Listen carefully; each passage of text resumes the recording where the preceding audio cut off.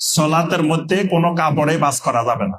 অনেকে এই পাঞ্জাব শার্টের এরকম করে রাখে, এভাবে করে রেখেছে, এটাও করা যাবে না। কোনো কাপড় বাস করা যাবে না, সব ছেড়ে দিতে হবে। বাস থাকলে সেটা ছেড়ে দিতে হবে কোন জায়গা দিয়ে। তা আপনার এটা ছেড়ে দেওয়াটারে বাস করা, এটা আরেকটা হারাম। মানে কাপড় গুটিয়ে নিতে নবী সাল্লাল্লাহু আলাইহি ওয়াসাল্লাম নিষেধ করছেন, বরং গুটানো থাকলে সেটাকে নামাজ সলাতের মধ্যে ছেড়ে দিতে হবে।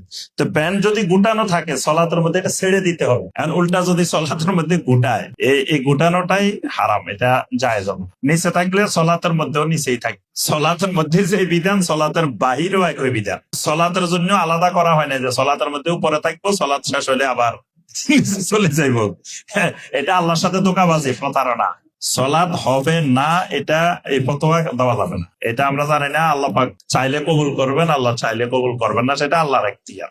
কিন্তু সে একটা প্রকাশ্য কবিরা গুনাহ এর মধ্যে লিপ্ত আছে। সলাতের মধ্যে তুলি থাকলেও সে আরেকটা কবিরা গুনার মধ্যে লিপ্ত আছে। সে সলাতের মধ্যে থাকলেও সে কবিরা গুনার মধ্যে আছে।